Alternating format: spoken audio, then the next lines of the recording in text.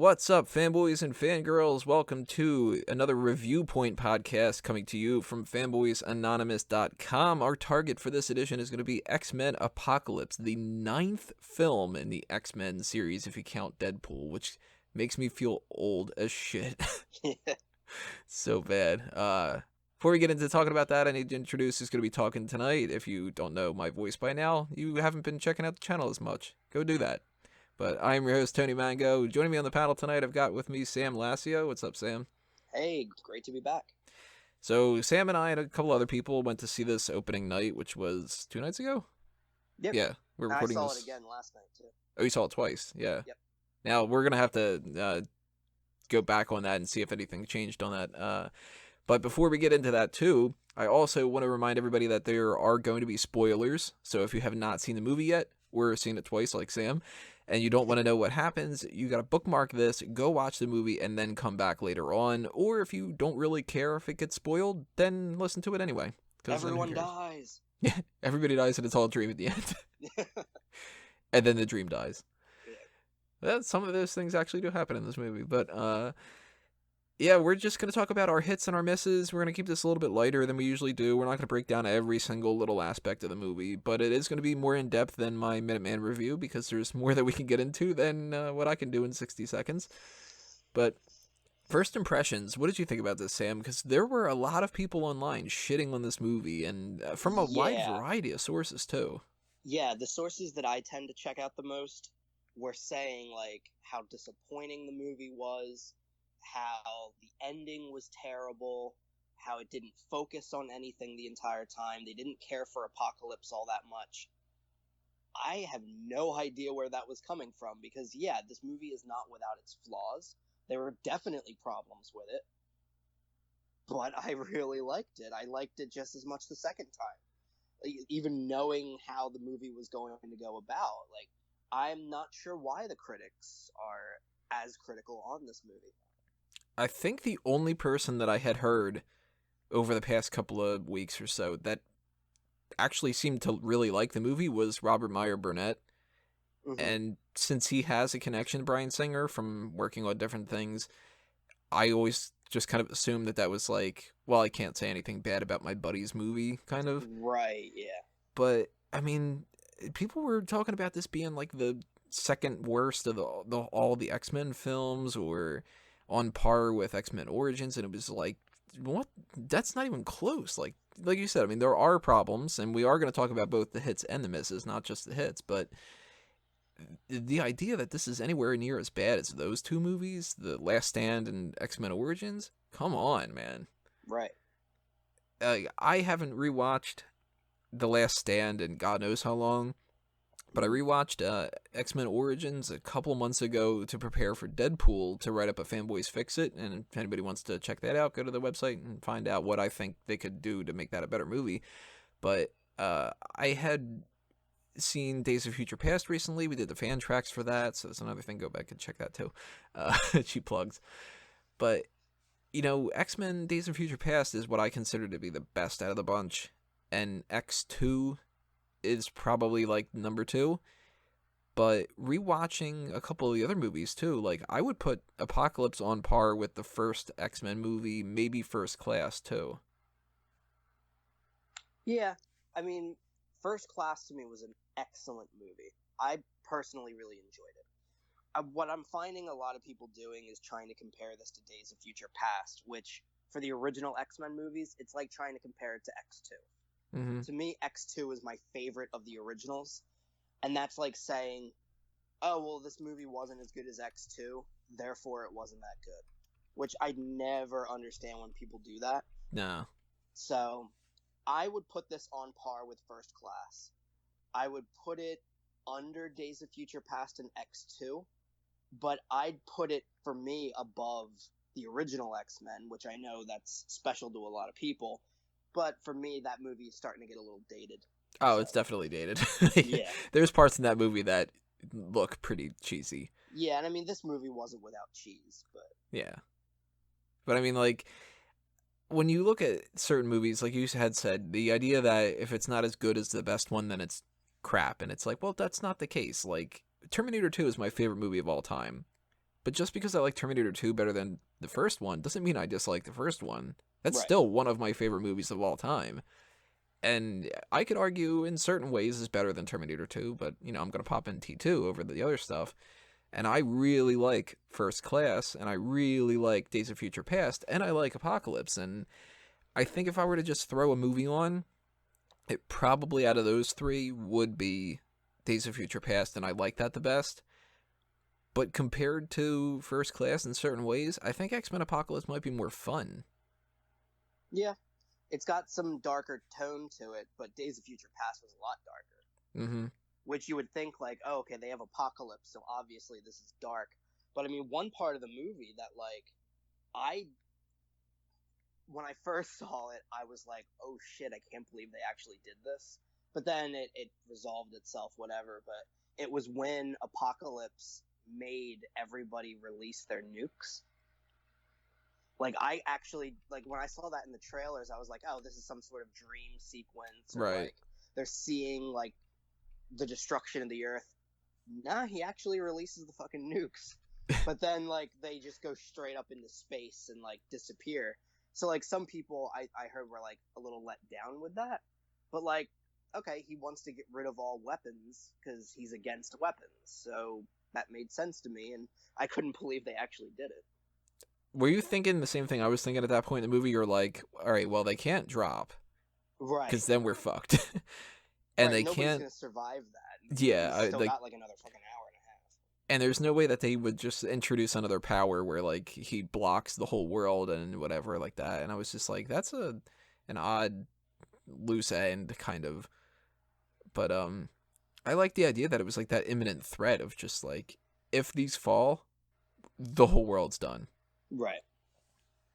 But then he let them go straight up. And I loved when he's saying, like, no more stones, no more sword. And you're thinking he's saying, like, great, now they have even greater weapons to destroy themselves. But then as they're going up, he just says, no more superpowers. Mm. Like, if the whole world is disarmed, everyone's on an even playing field.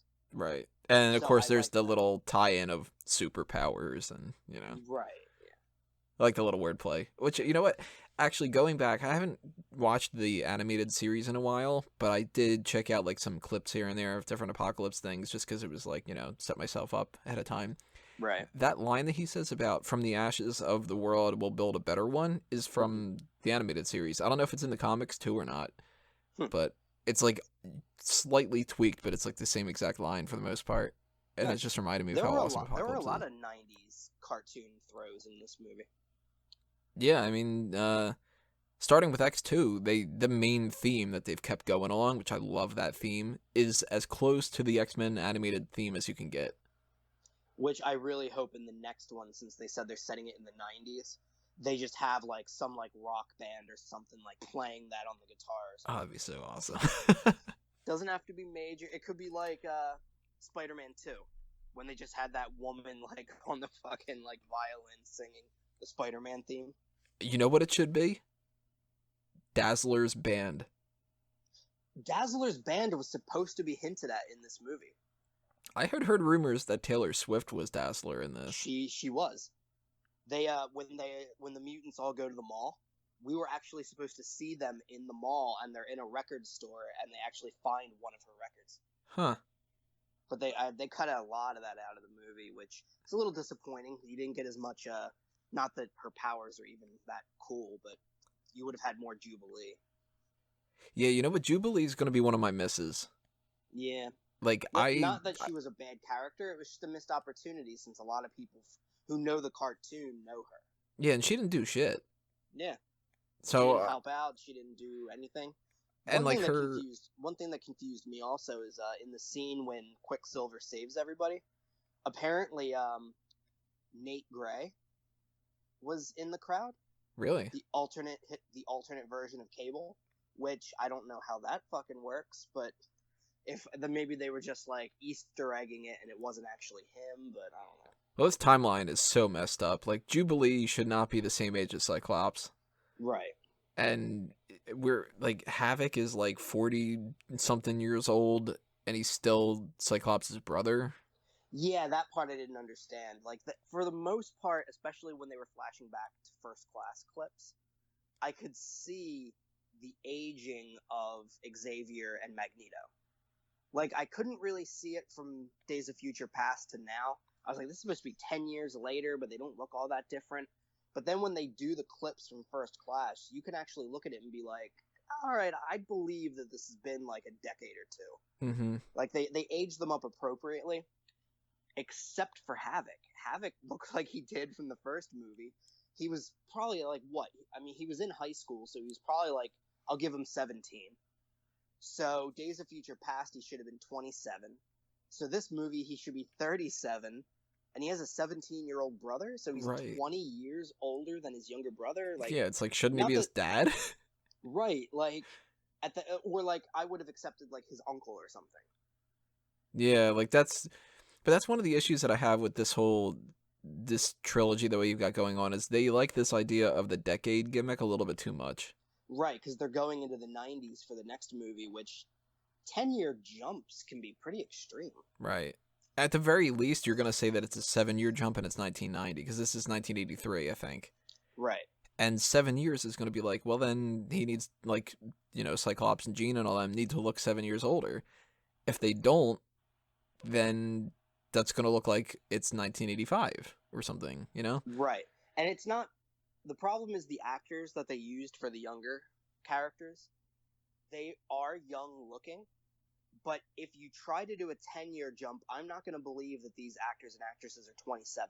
Right. But you could get away with, like, 22, 23. Yeah, I can something see like that. You age them. You don't even have to age them up all that much. You can just dress them a little differently, and I'd believe it. But like, if you do another 10-year jump, I'm not going to believe that Jean Grey is 27 in this other movie. No, Especially since if you do a 10-year jump, then if you're in 93, you're only 7 years removed from the original X-Men. Like, Alexandra Shipp, who plays Storm in this, trying to look up her age right now, she looks to me like she is 18. Yeah, she looks like she could be in, like, her very early 20s or late teens. She is apparently 24. She's just young looking. Ty Sheridan is 19, who was Cyclops. So, wow, she actually is older than him. That's weird. Yeah. But yeah, Jubilee, I think, shows off one of the big problems with this movie, which is just the ages are weird. Yeah, which, I mean, I understand if they wanted to just not have to obey the comics all that much and maybe tweak some of the minor character ages. But, like, they're basically having, like, Nightcrawler, Jean, Cyclops, like, all the exact same ages. Which, I guess they were around the same age, but at this point in their lives... I'm okay with Nightcrawler being that age. Yeah, at this point, if in the original X-Men they were, like, maybe a couple years off, that doesn't really make a big difference when you're in your 30s. A couple years off now, like, there's a difference between a 15-year-old and a 17-year-old. It's just the area that they are in their lives, a couple years can make a difference. So they basically had to make them exactly the same age. Yeah. I mean, that's something that we're going to have to see where it comes into play a little bit later on, because we don't know where this series is going from now. Yeah. But well, I mean, it looks like it's going right into the 90s cartoon. I mean, they're in the danger room at the end. They're fighting Sentinels. Oh, that's one of my biggest hits. Yeah, their outfits. For those of you, obviously, if you've seen it, because you're listening to this podcast, if you looked closely, I mean, Quicksilver's outfit wasn't really that close, but thank God it wasn't from the 90s cartoon. But, like, Nightcrawler's outfit was, like, that red V with, like, the black underneath. Mm-hmm. Cyclops had, like, a blue suit with the yellow on it, like the 90s cartoon. Storm's was, like, a silvery color thrown back to the white. Jean's was almost exact from the 90s cartoon. So, that was so awesome. Oh, yeah, and then even Mystique, hers had, like, the white down the front. Right. So kind of like the dress. So, I mean, they pretty much nailed it. And then they had Xavier finally wearing the blue suit. Yeah, even a little touch like that is something that's so good. Yeah. And it's like, it took you 9 films to do it, but... Yeah. And then even Magneto. Like, they're leaving it, like, a lot of people are like, oh, well, Magneto's a good guy now, so now what? How's he going to be a villain again? Nah, that's not how I interpreted the ending. It's just they still have that brotherly connection. They don't hate each other. But Magneto is going to do what he does, and Xavier is going to do what he does. And if that forces them to butt heads, they're going to butt heads, but at the end, they still care about one another. Mm-hmm. It would have been weird if Magneto would have just joined the X-Men at the end. Yeah, that would have been too strange. I wouldn't have liked that. So the fact that he left, and he even said, like, what are you going to do when they come for your children? Like, he's still that Magneto we know from the original series. Like, he's still pessimistic. He doesn't trust humans. But he respects Xavier enough that he's not going to force him to do it his way, but Xavier's also not going to force him to do it his way. Which, I was always more on Magneto's side. What about you? I was always more on Xavier's side because they both wanted mutants to be protected, but Xavier always wanted it with cooperation, like humans and mutants living amongst each other. Magneto's always been more about mutants being above humans, that they're superior, they should be taking their rightful place above humans. They shouldn't be afraid of them. The humans should be the ones that are afraid.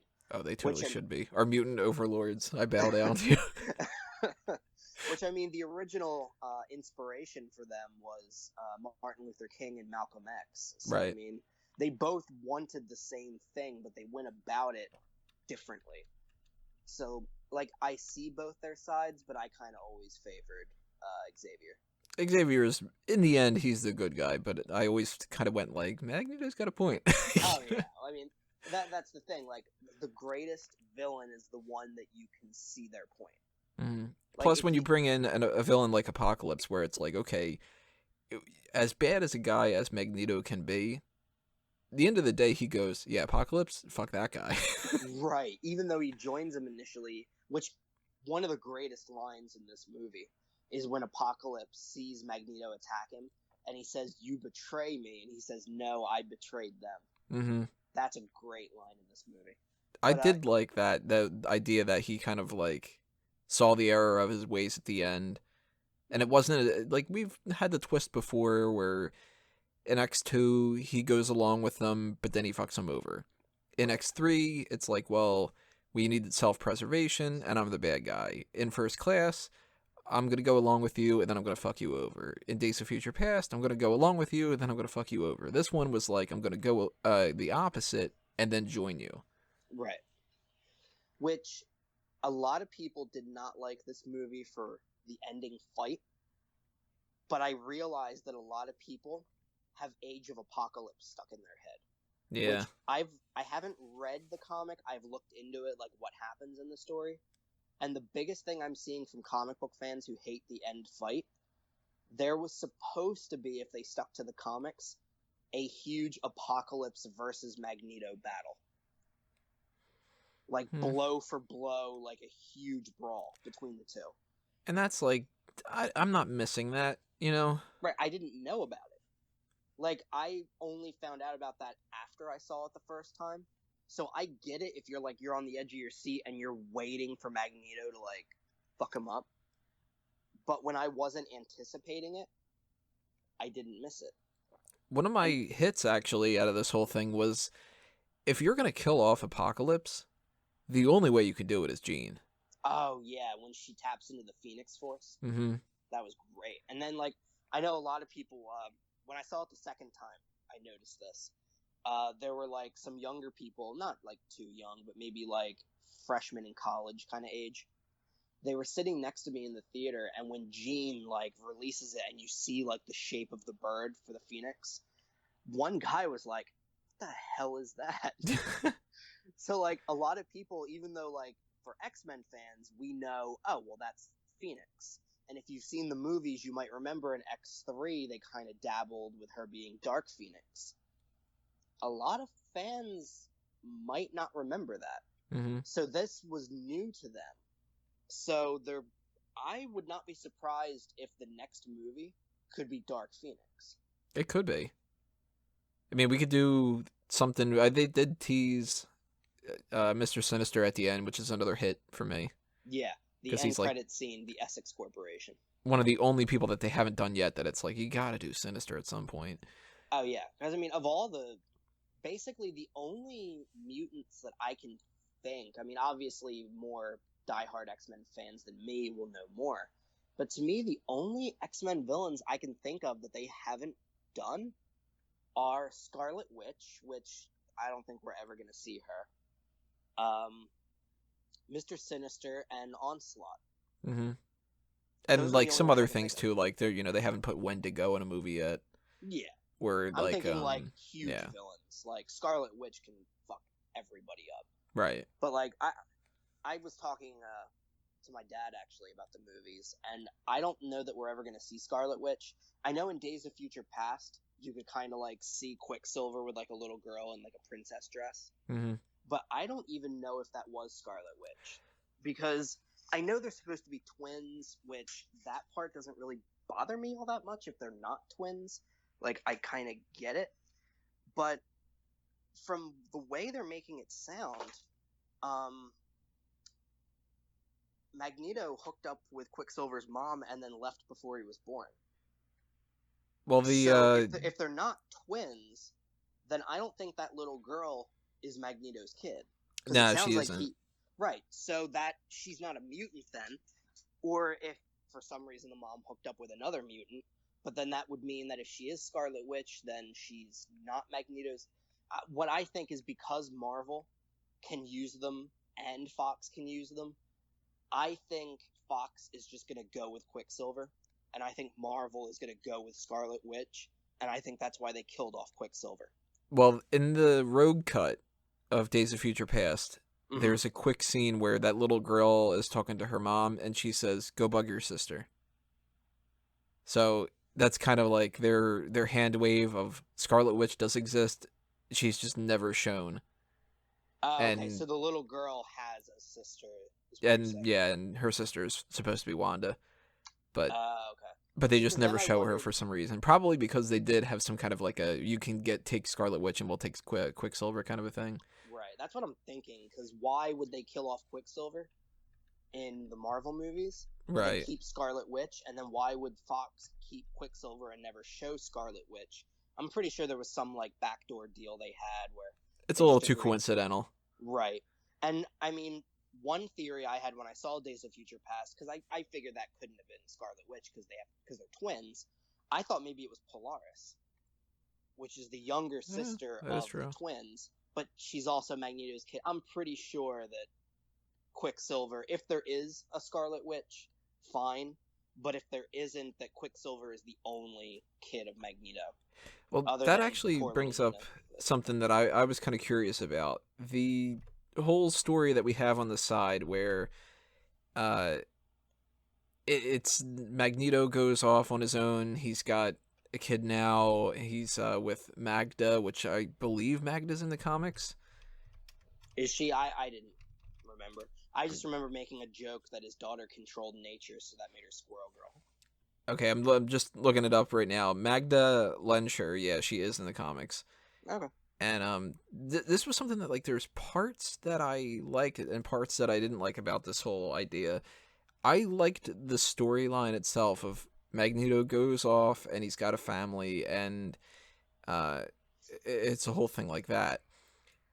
What I didn't like is some of the choices that they made. And again, if anybody knows, leave a comment below because I might be off about this, but I had thought that Magda was in the comics and that she was the birth mother of Quicksilver and Scarlet Witch. Mm-hmm. And then I was thinking maybe she's the birth mother of Polaris and that it was the little girl. Now, the little girl in the movie is named Nina, and that's definitely not Polaris because Polaris is Lorna. She has the same powers as Magneto. This girl controlled animals. Yeah, so that was like, I almost kind of wish that they would have gone with this Magda woman and with Lorna Dane. Mm-hmm. Just like, because you can kind of kill off Polaris and I wouldn't really give a shit. Like, you know? I mean, she's powerful in the comics, but like, yeah. But I mean, a girl who controls nature too also isn't that important. So. Yeah, and it's sort of like a hit or miss kind of a thing. And I didn't like the idea too that he was Henrik. What was it like? Gertzy. Gertsky, yeah. Because I was thinking that they were going to go with Max Eisenhardt.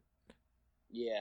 His And I've alternate always liked name that is name Lensherr. better than Erik Lensherr. Like, I don't know. It's just a personal preference of mine. So if I remember correctly, Max Eisenhardt is his real name, isn't it? Yeah. Erik Lensherr is not his real name. And I don't know if he's ever used the Heinrich name in the comics before. I'm trying to look that up real quick, too. I'm not seeing anything, though. The Henrik one? Yeah. So, I mean, it's something where maybe I'm missing out on something, I don't know. But I did really, really like the idea of him trying to be a family man and them screwing him over and him being just like, oh my god, now I'm going to have to kill people again. Like, every time I try to get away, you pull me back in. Right. I love that story. A lot of people didn't like it. They said it felt rehashed, like, oh, he loses his family again, or he's dragged into it again. But, like, that's the point of Magneto.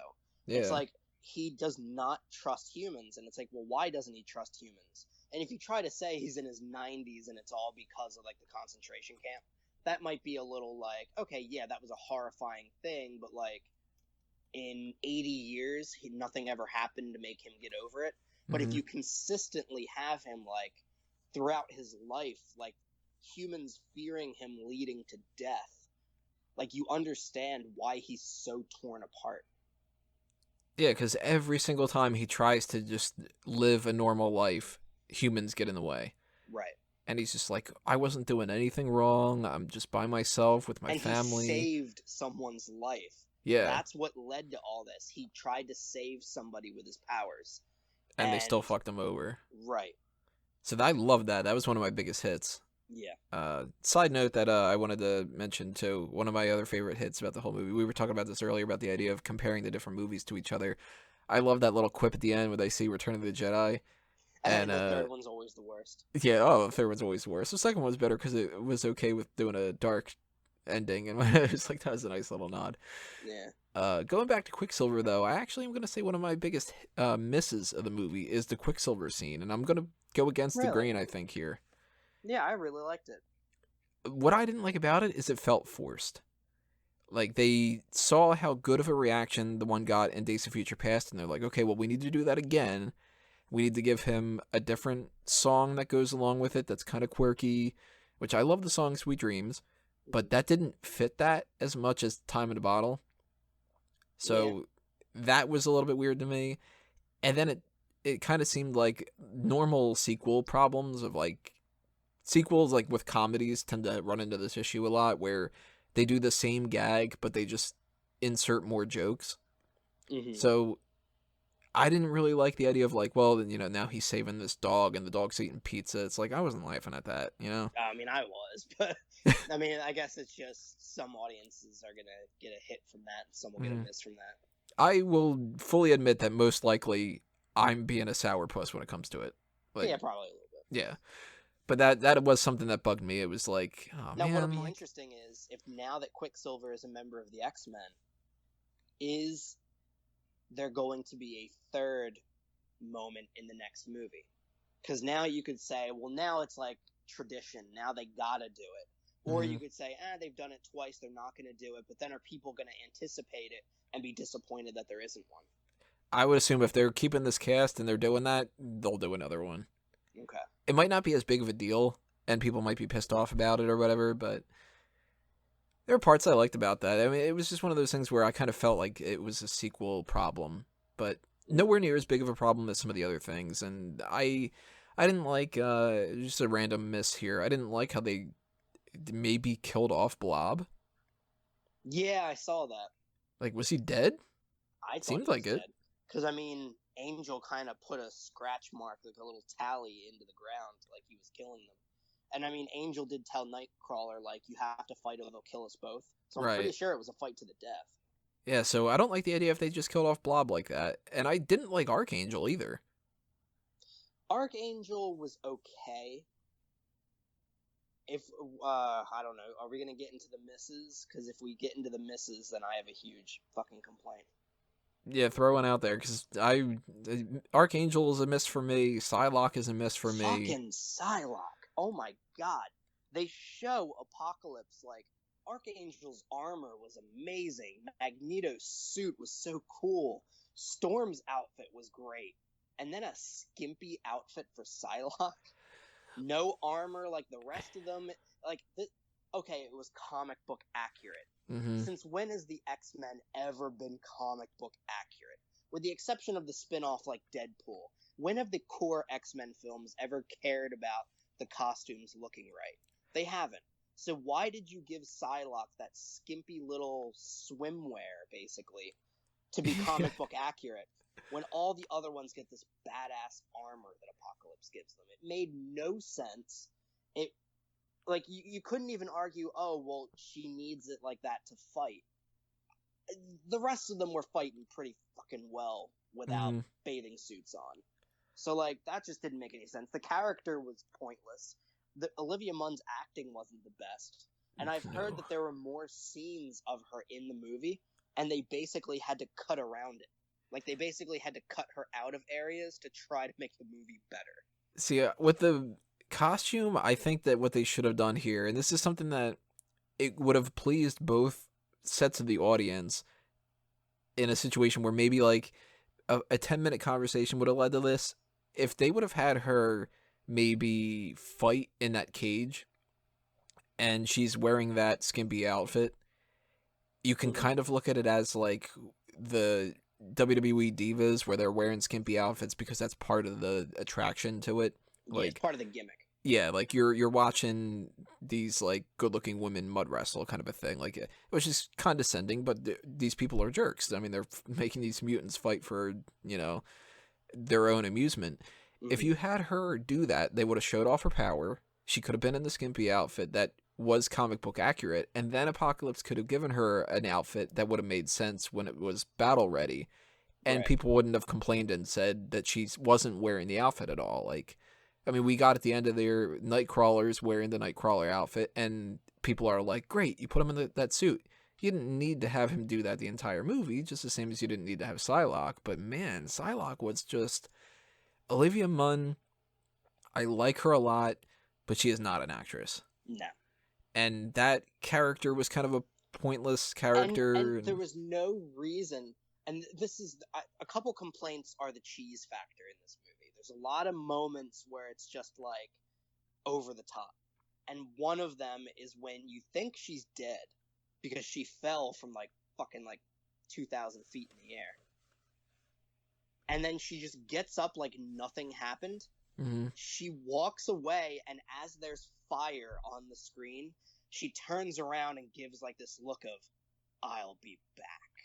And it's I hope you're not. Right. And it's she's doing that with flames on the screen, ooh, I'm evil and I will return to destroy you. And then she walks away. And they didn't do the same thing for Angel. Poor Angel. Oh yeah, Angel's fucking dead. It's you just suck, dude. Saw him, he's just useless. The dude that could fly away doesn't fly away. Right. And another moment that was really cheesy, as literally even the second time I saw it, it pulled me out of the movie for a second, is when Xavier and Apocalypse are having their mental battle, and Xavier's "You're in my house now," and punches him. I'm aw, did you really have to have that? Of all the things Xavier could have said, you had him be yeah, you're in my house now. Yeah, that didn't make any sense. It was not anything Xavier would have done. Especially not in 83. Right. I can't picture Xavier being you want to step, bro? I mean, they even had Quicksilver do that at one minute. Can't hear you, bro, or Yeah, that's right. Yeah, he did throw that out there. Yeah. I will say, to get away from the misses a little bit, we'll come back to them because there's another one I really want to talk about, but one of my big hits of the movie was just the characterization of the new people. I really liked Storm because she pulled off being Storm. Nightcrawler was Nightcrawler. He's always been kind of a comedic character, so that was cool. And they kept the religious aspect, which was cool. Yeah, I liked that a lot. I liked... Ty Sheridan as Cyclops was cool because he's always been a dick. Yeah. And he was a dick in this. Jean, I thought I was going to hate Sophie Turner as Jean. Pleasantly surprised. Yeah. I mean, she wasn't like a standout for me, but she was not a problem at all. Yeah, I expected to hate her. Yeah. Because I really liked Famke Janssen, Mm-hmm. and she just didn't seem like she was doing the same thing or whatever, but I liked her quite a bit. And another positive, I gotta say that I had the wrong expectation. I thought this was going to be another Mystique movie. Very happy to see that wasn't the case. They made her a little too important. Yeah. For me, it was another okay, I'll save that for the misses, but Mystique was a huge issue for me. Well, see, going on the Mystique thing, I didn't want Mystique to be one of the main characters, but I know that she needed to be. And I think that they used her in a decent way for this. Like, she's not on the run, but she's kind of like doing like an underground railroad kind of a thing. I like that story. I don't like the idea of her being like the poster child of mutant pride. Because of Days of Future Past, yeah. Yeah, but if anything, that should be Xavier. Yeah. One problem I had, I think it was a wasted opportunity. It would have been good because I know Jennifer Lawrence doesn't like doing the character anymore. She's basically said it. Mm-hmm. I'm pretty sure the reason why Mystique wasn't blue in the movie wasn't because, oh, she's blending in more. She doesn't like being blue. Nah, I'm pretty sure just Jennifer Lawrence didn't want to have to do the makeup. That's definitely it. And she complained, so they wrote it into the movie. Mm-hmm. That's 100% has to be it. It would have been perfect. It would have been the perfect ending. It wouldn't have mattered in the future movies. Apocalypse holding her by the throat, he should have killed her. I would have been okay with it. Storm could have seen that, and that would have turned Storm good because she idolized her. It would have made you hate Apocalypse. Yeah, Havok died, but you needed to have like someone who's been in all the movies consistently. You needed a main character to die. Yeah. For there was no weight to the movie because everybody made it out. I would have been totally cool with them killing off Mystique. Yeah, and then having her like lead the team in the danger room at the end, like you don't need that. Mm-hmm. She could have died, and you could have just had Beast leading the team at the end. Which Beast kind of just got pushed aside in this movie. Yeah, he wasn't as important as he could have been. I did like him being, the teacher and stuff, though. Like, that's Beast. Yeah. So, his was more like, it's a miss that we didn't get to see more, but I can understand why he didn't get to do more, because they were juggling way too much with this movie. Yeah, this problem, Days of Future Past had so many characters, but they did it in such a way that it didn't feel overstuffed. Everything felt like it had a purpose. Mm-hmm. This movie didn't, at least I don't think, had as many characters as Days of Future Past. But it felt like yeah, possibly. I mean, with all the students and stuff, maybe. But like, it felt like they didn't know what to do with all the people. Yeah, I mean, there's little bits and pieces here that, like, if I watch it another time, it might bug me, it might not, or whatever. But another miss that I had was just, if you're gonna introduce Wolverine, don't put him in the trailer. Oh yeah, that completely ruined it. Because then you're expecting him, and then when you see, like, and the way that they hinted at him, it's like, even if you're not a giant comic fan, even if you're not even if you've only seen a few of the X-Men movies, it's like, there's some kind of animal in there. Yeah, like, why not just change the line to be like, there's some kind of animal, possibly a Wolverine. Right. And then you still would have had the characters like, who is it? I don't know. Because then, like, they open it up and you see his feet. Like, it's some kind of reveal. Like, he walks out. Like, I don't know. I mean, you could hear him. Like, I knew it was Wolverine as soon as you could hear him sniffing. Yeah. From the inside, which Wolverine does that, like, all the time. So, like, there was no surprise there.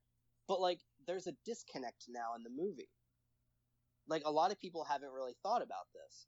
At the end of Days of Future Past, when Stryker gets Wolverine, his eyes turn yellow, revealing its Mystique.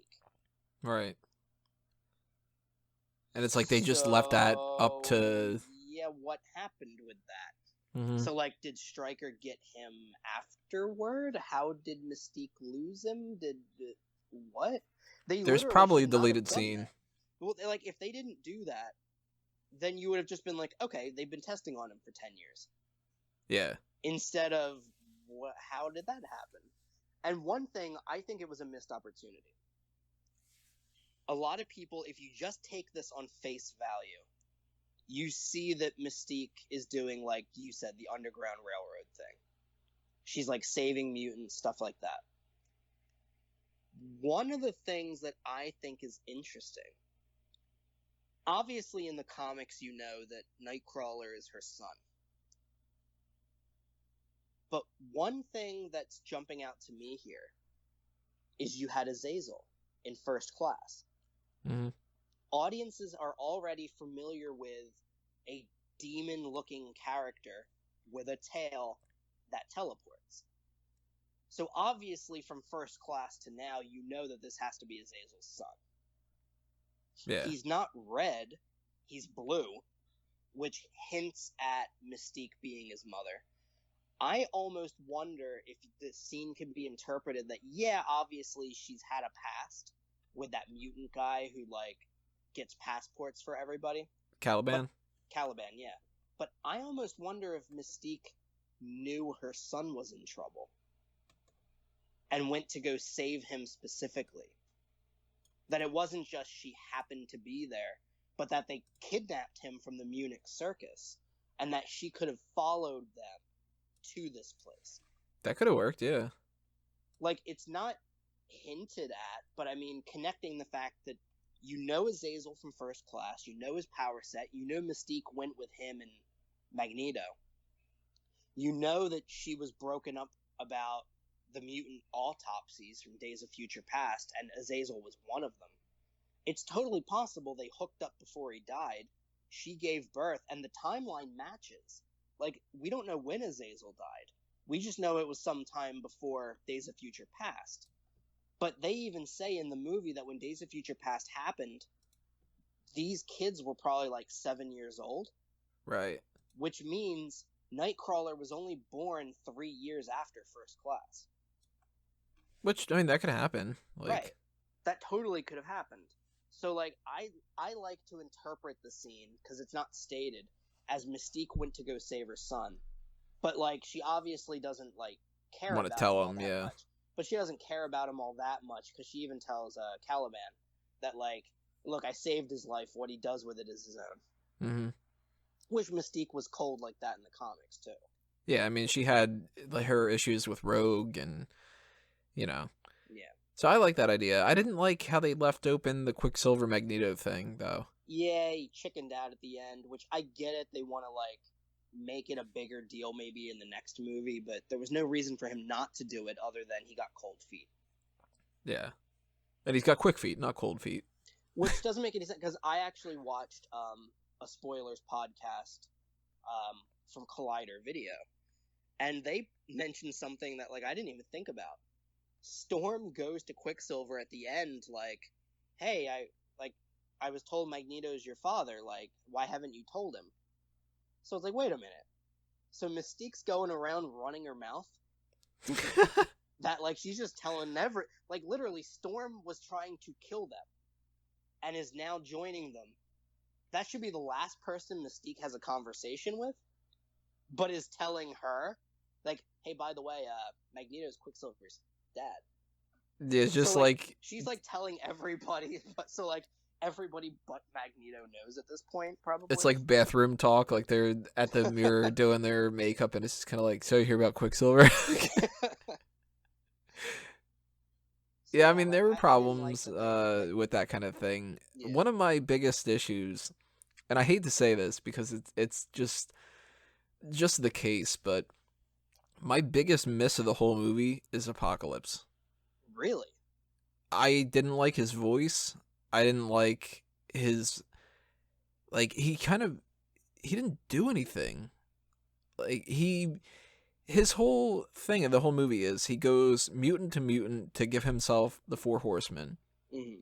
And then he throws a couple nukes up in the air and then sits around and then dies.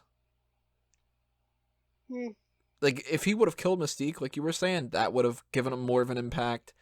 If he would have maybe destroyed a town instead of Magneto fucking up Auschwitz, like, if he would have directly done that stuff, then maybe I would have looked at it differently, but his big scene of showing off his power was basically killing a couple people in Egypt. And it's like anybody could have done that.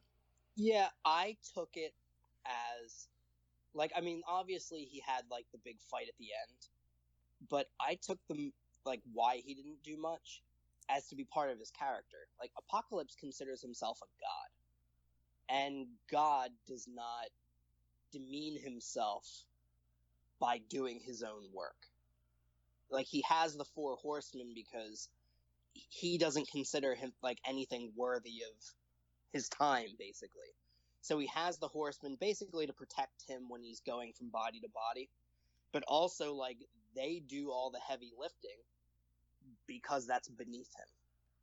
So then when he actually does fight at the end, you have to remember he's having, like, a mental battle with Xavier all while doing this fight. That's true. I do admit that, like, there should have been more fighting going on with him, but, like, he's doing a mental battle, shielding himself from Magneto throwing stuff at him, Cyclops shooting him, Storm shooting at him. Like, there wasn't really time for him to do much. So was he more a hit for you then? He was a hit for me. I admit that, like, I would have liked to have seen him fight more, but he was still a hit for me. Like, I loved his character of basically, like, because one of the things that shows his character the most is when he takes Magneto to Auschwitz. And Magneto's like, you shouldn't have brought me here. And he says, why? Are you afraid to be here? And the biggest line for me for who Apocalypse is when he's telling Magneto, like, I was there to spin the wheel of civilization, and when, like, the forests grew too much, I was there to set the blaze. And he says, where were you when my parents were taken from me? And he says, I was asleep, I was betrayed. I was not there for you, but I'm here for you now. That might seem like a minor line, but that tells me everything I need to know about Apocalypse.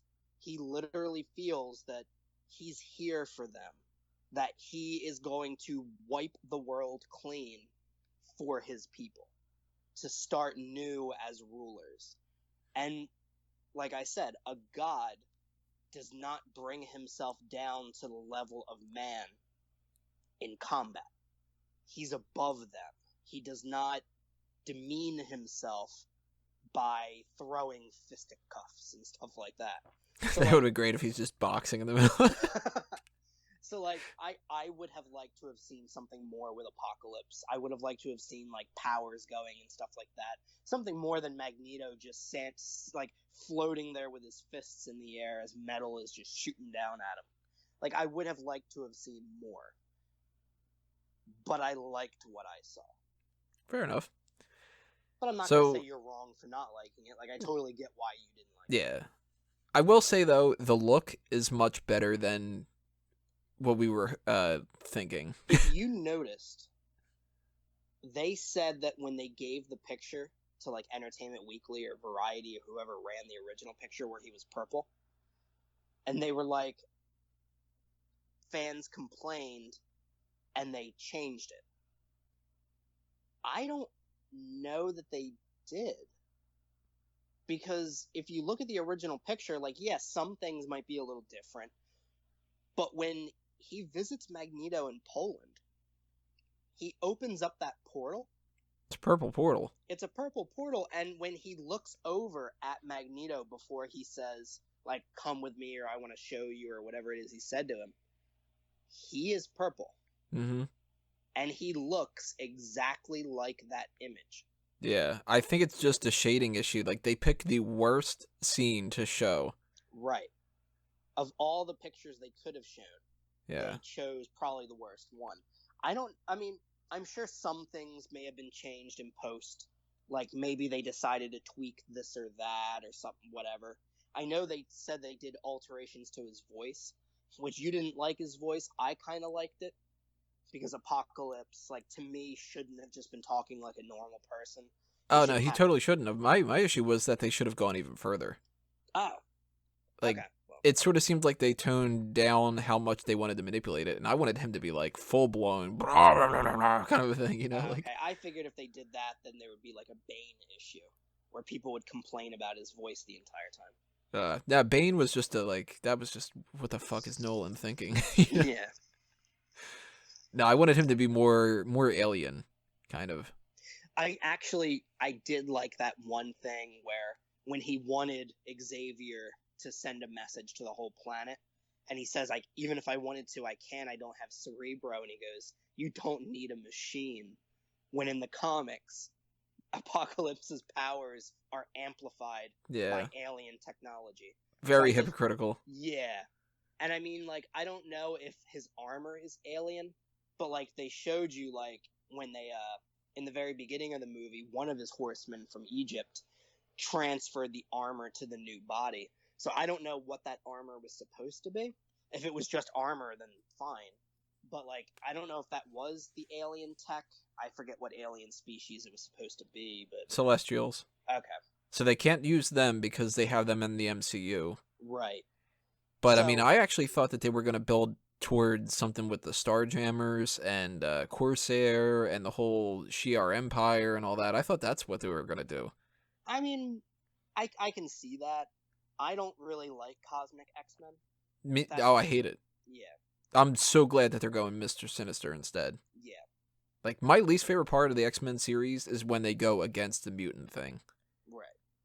They should be fighting mutants, and they should, they should get in the way when it comes to other people like Doctor Doom and whatnot. But the idea that they have, like Juggernaut, for instance, Juggernaut is so much better to me if he's a mutant instead of somebody who has this magical gem. Right. Fuck magic. Mm-hmm. You got mutants. Do the mutant thing, like... Exactly.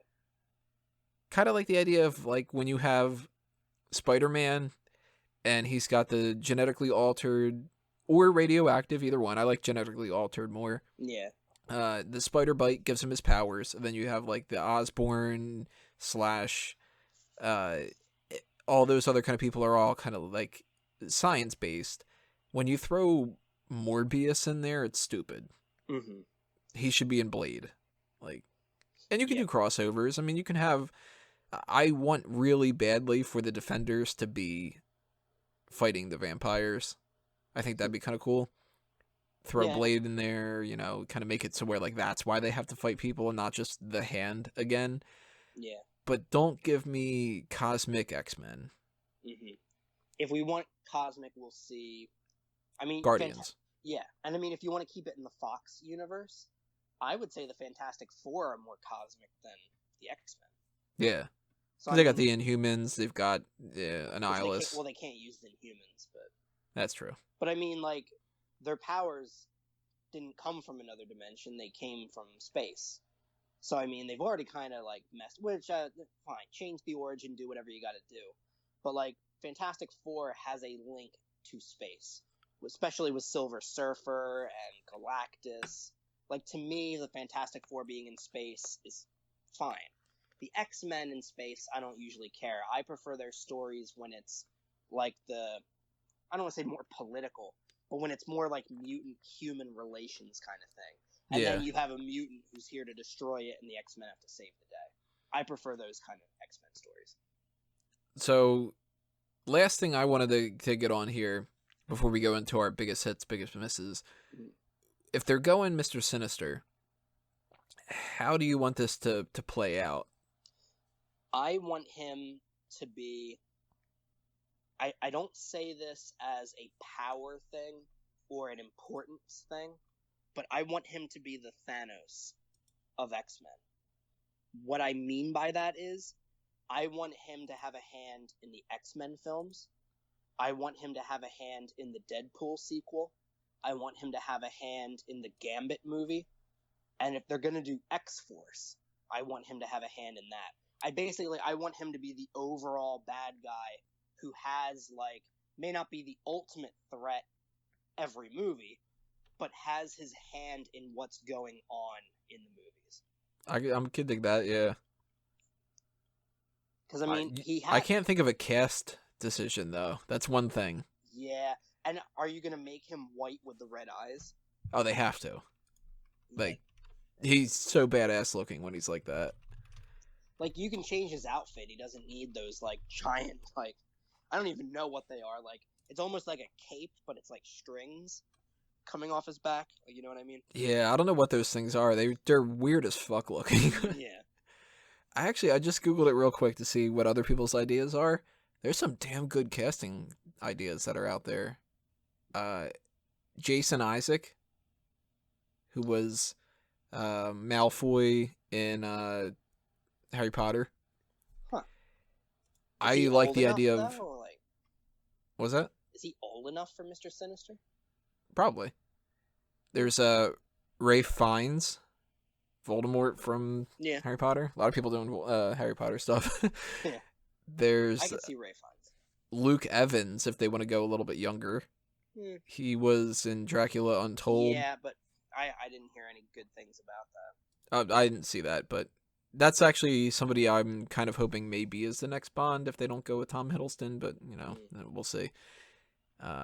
Some of these casting ideas are like, oh, you guys are overreaching a little bit. There's no way that Daniel Day-Lewis is going to play that part. But, like, the problem with casting and stuff is, like, okay, good actor plus movie equals good role. Like, sure. Like, I mean, Jim Carrey's a great actor. Sure, if he's Mr. Sinister, he might do really well. Like, at that point, we have to wait and see who they want. And then we can kind of get an idea of, like, okay, well, I'd probably have this person over this person. Right now, you could literally say, like, anybody. And you'd be like, yeah, that'd be pretty good. Like,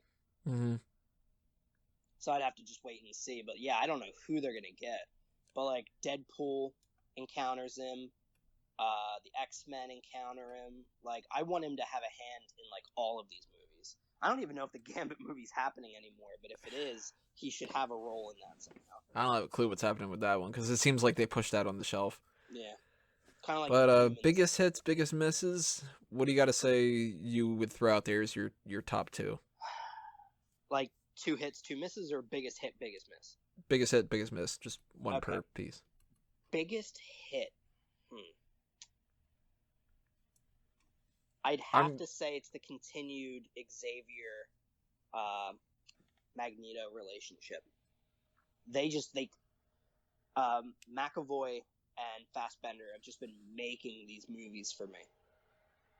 Like, they playing their characters, they're just, every time they're on screen, like, they draw you right into it. I really hope that, I know their contracts are up, so they would have to renegotiate a contract for future movies. I really hope they do. Because if they're not in the next X-Men movie, if they have to recast Magneto and Xavier, I will honestly be less enthusiastic about it. I can see that, yeah. The biggest miss to me... Oh, God. I mean, I didn't like Psylocke, but that's not the biggest. I'd probably have to say the biggest miss for me is not killing Mystique. I really think that was her moment. Was the sacrifice of attacking Apocalypse and him killing her would have been a beautiful wrap up for her character. It would have set everybody against Apocalypse. I think it was a wasted opportunity. I think my biggest hit might be Psylocke. Wait, what? Or did I say hit? I meant miss. Yeah. That just didn't work for me in a lot of different ways. And I like Psylocke's character, but I'm not one of those, like, super duper, oh my god, Psylocke's the best type of people either. Remember that really cheesy CGI when she's running on the roof? Oh god, that was terrible. Archangel flies in and grabs her. It's like, that was garbage. It was almost like a video game. Like like, there are video games that have graphics that are really realistic, but that's all it looked. It's like, wow, that almost looks real with her running on the roof. You reminding me of that scene. That did stand out to me as one of the things that made me go, what the fuck? I'm going to change it. My biggest miss is that.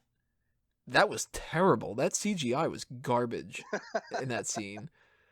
And it's got Psylocke, and we got problems with Psylocke. And I didn't like Archangel either, so that's all three combined in one shot.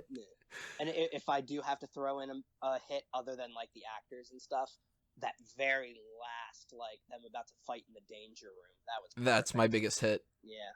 Just the idea that they finally put the danger room in there, and it's like the real danger room, not that weird shit that we saw in Last Stand. Yeah.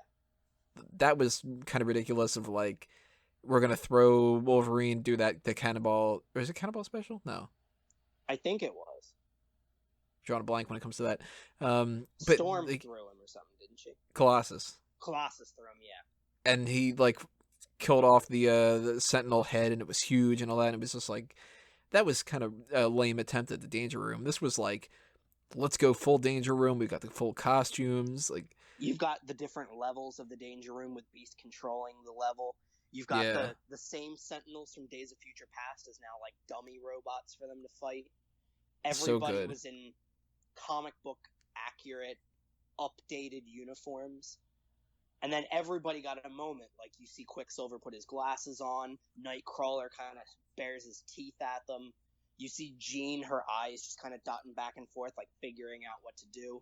Cyclops has, like, goggles there, and it glows red.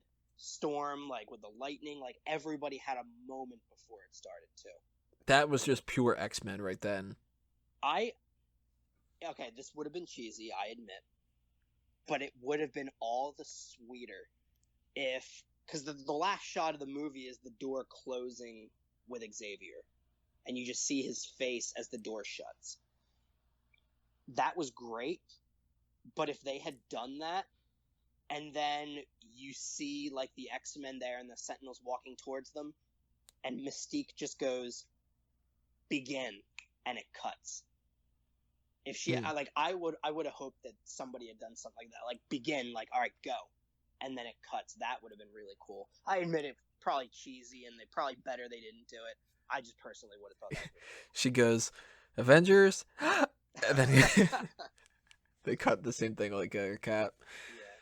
But overall, I mean, I gotta say, I gotta watch this again, maybe 2 more times or so before I can fully rank it where it would go. But I would say it's on par with the first X-Men and First Class, where it's not fundamentally as a movie, just not as good as X2 and Days of Future Past, but it's still fun. It's still got a lot of good X-Men moments in there.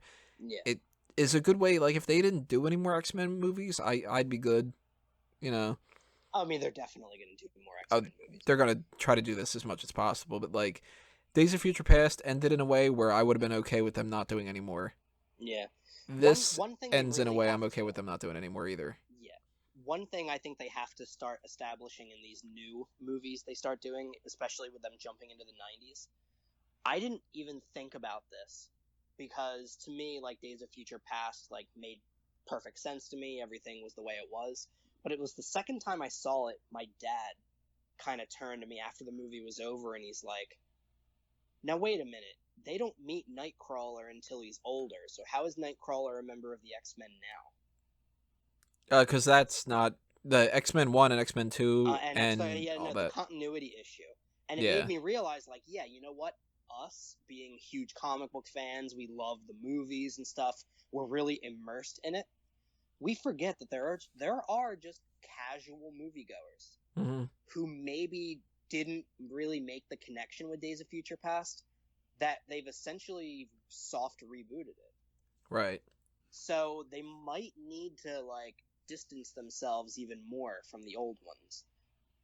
Because they didn't, and I understand a 10-year jump, like, I don't just talk about things offhand that I did 10 years ago, obviously.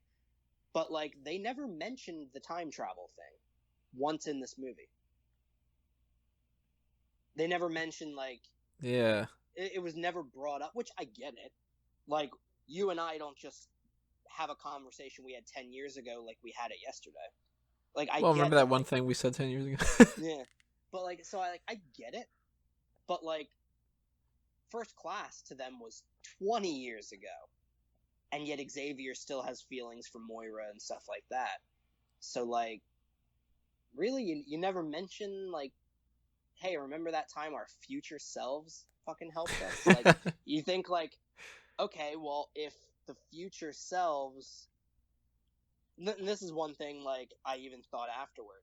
In Days of Future Past, Wolverine wakes up in the future and talks to, like, future Xavier again with everything changed. The school is there. The X-Men are there.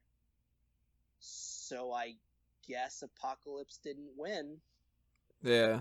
So, like, now we know the future is going to be good, so we know Xavier's not going to die. We know Cyclops and Jean aren't going to die. We know Storm doesn't die. Or Beast. Yeah, we know Beast doesn't die. We know Colossus is there with Kitty. We see Rogue and Iceman, like... So that means that they could kill off Mystique. They can kill off Jubilee. They can kill off Magneto. Magneto, yeah. But, like... They can damn sure kill off Psylocke. But, like, now all of those characters, continuity-wise, you can't kill them. Yeah. Because they're... And that's the problem, is that future is no longer the Days of Future Past, like, original X-Men future. That is now the future of this timeline. So, great. I guess I knew how Apocalypse was ending before I saw the movie, but... Yeah, that's true. Which I guess now we know that Mr. Sinister doesn't kill everybody. So. Right. So, like, even though I understand they needed to show the future was saved, they should have left it ambiguous. Because now it's like, well, all those characters were there, so... So and bottom Jean's line, there, so. You're giving this a hit, right? I'm giving this an overall hit, yeah. I am as well. I think that the criticism of this movie, the people that, talk about it being as bad as Origins and Last Stand... those people are high. Give me a break. The people that say that it's as good as the other ones, I wouldn't say that either. So it's sort of like, this was a good entry. Not... Like, the best way I think I can sum it up is, this is a movie that I liked, but I didn't absolutely love. Yeah. And I think depending on a couple more viewings, I might go up, I might go down a little bit. This to me is my fourth favorite. I don't know which one I love more, but just at the moment, I guess, because I'm more immersed in the new cast, I'd put Days of Future Past first, X2 second, First Class third, this movie fourth. Makes sense. And worse is X-Men Origins. Oh, yeah, absolutely. But that's it then for this review point. Everybody, make sure you leave your comments below and tell us what you thought of X-Men Apocalypse. If you agree, disagree, what were your hits and misses of different things, and all that other kind of jazz. Make sure you subscribe if you haven't already. Hit that thumbs up button as well, and keep following us on Facebook and Twitter, and obviously fanboysanonymous.com for more information, because we might have some more X-Men posts coming up as well. Not really quite 100% sure, so I don't want to plug things specifically, but if it ends up popping up, then it pops up, and if not, then we'll just kind of see you guys when it comes up to the next movie, which I don't know exactly what that's going to be either, because the next movie that really is on the same kind of schedule as this is Teenage Mutant Ninja Turtles, and I mean, I'll see it, but maybe not opening night. Yeah, that's going to be a struggle a little bit. So who knows? But, subscribe to the channel. You always get updates if, that ends up happening. But, yep. Anything you want to throw out there to promote, Sam? Not really. I'm pretty good. All right. Well, thank you all for listening, everybody. This is episode 31 of The Review Point. I'm Tony Mango, and I'm a fanboy. See you next time, everybody. Geeks out.